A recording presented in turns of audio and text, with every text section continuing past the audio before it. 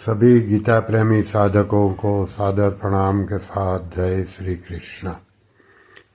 आप सभी को नम्र निवेदन है कि हमारी ये वीडियो को लाइक कीजिए, ज़्यादा से ज़्यादा लोगों को शेयर कीजिए और अभी तक हमारी चैनल को सब्सक्राइब नहीं किया है तो सब्सक्राइब कीजिए।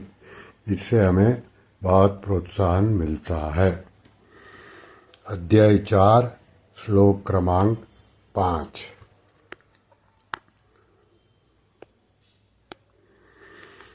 श्री भगवानुवाच बहूनि मे व्यतीतानि जन्मानि तव चार्जुन तान्यहं वेद सर्वाणि न त्वं वेत्थ परंतप। अर्थात श्री भगवान बोले, हे अर्जुन, हे परंतप अर्जुन, मेरे और तेरे बहुत से जन्म हो चुके हैं, उन सबको मैं जानता हूं, तू नहीं जानता। अर्जुन के प्रश्न के उत्तर में भगवान अपना अवतार रहस्य प्रकट करने के लिए भगवान पहले अपनी सर्वज्ञता का दिग्दर्शन इस श्लोक में कराते हैं। अभी व्याख्या।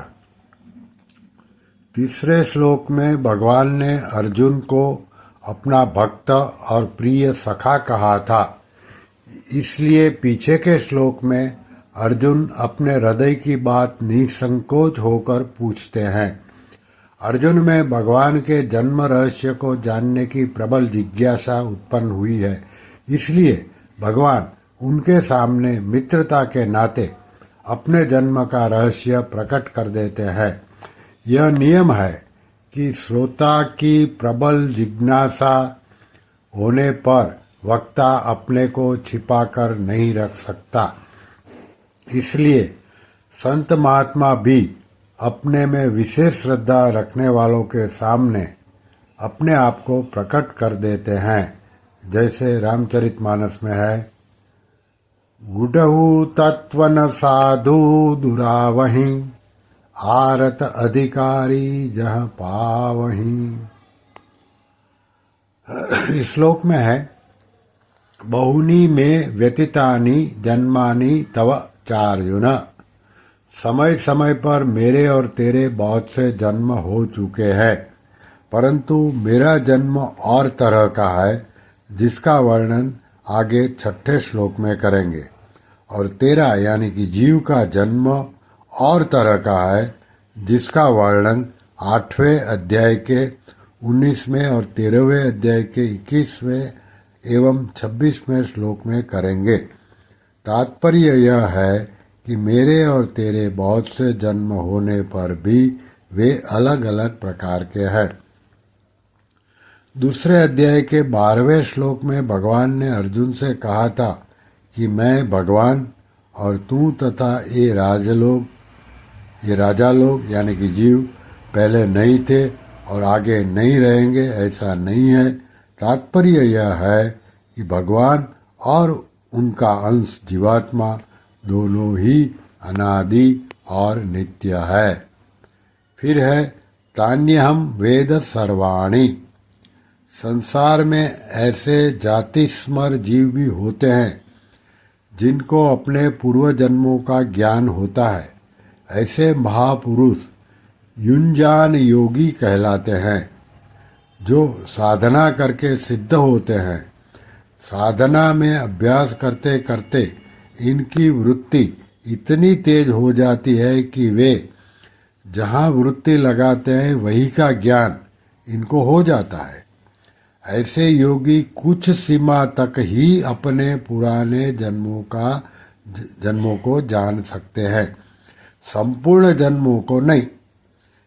इसके विपरीत भगवान युक्त योगी कहलाते हैं, जो साधना किए बिना स्वतः सिद्ध नित्य योगी है। जन्मों को जानने के लिए उन्हें वृत्ति नहीं लगानी पड़ती, प्रत्युत उनमें अपने और जीवों के भी संपूर्ण जन्मों का स्वतः स्वाभाविक ज्ञान सदा बना रहता है। उनके ज्ञान में भूत भविष्य और वर्तमान का भेद नहीं है, प्रत्युत उनके अखंड ज्ञान में सभी कुछ सदा वर्तमान ही रहता है। गीता अध्याय 7 श्लोक 26। कारण कि भगवान संपूर्ण देश काल वस्तु व्यक्ति परिस्थिति आदि में पूर्ण रूप से विद्यमान रहते हुए भी इनसे सर्वथा अतीत रहते हैं। मैं उन सब को जानता हूँ। भगवान के इस वचन से साधकों को एक विशेष आनंद आना चाहिए कि हम भगवान की जानकारी में हैं। भगवान हमें निरंतर देख रहे हैं।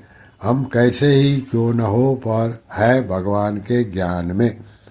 आगे है, न त्वम वेत्थ परंतप। जन्मों को न जानने में मूल हेतु है अंतःकरण में नाशवान पदार्थों का आकर्षण महत्व होना। इसलिए इसी के कारण मनुष्य का ज्ञान विकसित नहीं होता। अर्जुन के अंतःकरण में नाशवान पदार्थों का व्यक्तियों का महत्व था, इसलिए वे कुटुंबियों के मरने के भय से युद्ध नहीं करना चाहते थे। पहले अध्याय के 33वें श्लोक में अर्जुन ने कहा था कि जिनके लिए हमारी राज्य भोग और सुख की इच्छा है वे ही ये कुटुंबी प्राणों की और धन की आशा छोड़कर युद्ध में खड़े हैं।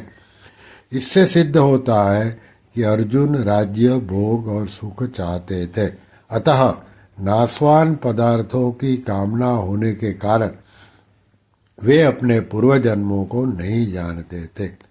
ममता आसक्ति पूर्वक अपने सुख भोग और आराम के लिए धनादि पदार्थों का संग्रह करना परिग्रह कहलाता है। परिग्रह का सर्वथा त्याग करना अर्थात अपने सुख आराम आदि के लिए किसी भी वस्तु का संग्रह न करना अपरिग्रह कहलाता है। अपरिग्रह की दृढ़ता होने पर पूर्व जन्मों का ज्ञान हो जाता है।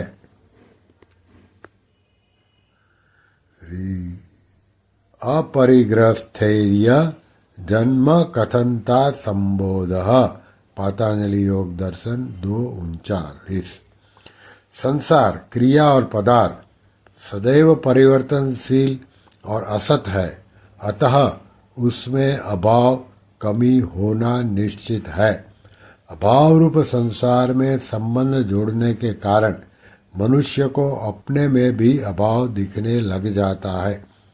अभाव दिखने के कारण उसमें यह कामना पैदा हो जाती है कि अभाव की तो पूर्ति हो जाए, फिर नया और मिले।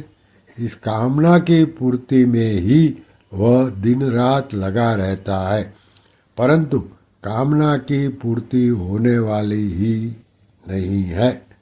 कामनाओं के कारण मनुष्य बेहोश सा हो जाता है, अतः ऐसे मनुष्य को अनेक जन्मों का ज्ञान तो दूर रहा, वर्तमान कर्तव्य का भी ज्ञान, यानी कि क्या कर रहा हूँ और क्या करना चाहिए, वह भी नहीं होता।